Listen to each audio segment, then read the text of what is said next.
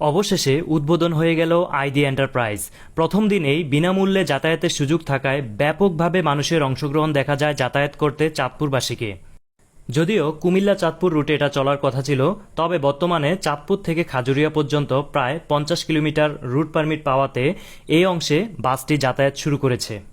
খাজুরিয়া অথবা অনেকেই চিনতে সহজ হবে জগৎপুর থেকে কুমিল্লা শহর পর্যন্ত কান্দিপাড়া পর্যন্ত যে পারমিটের অংশটি, সেটার জন্য চেষ্টা চলছে। সেটা পেলেই হয়তোবা এটা চাঁদপুর কুমিল্লা রুটে নিয়মিত যাতায়াত করবে।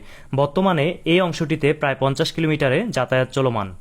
ইতিমধ্যে আপনারা অনেকেই জেনেছেন আইডি এন্টারপ্রাইজ থেকে উপার্জিত লভ্যাংশর একটি বড় অংশই মীর রফিকুল ইসলাম ফাউন্ডেশনের অধীনস্থ পেয়ারা বেগম যে বৃদ্ধাশ্রম রয়েছে চাঁদপুর শাহরাস্তির সূচিপাড়ায়, সেটা পরিচালনার কাজে ব্যয় হবে।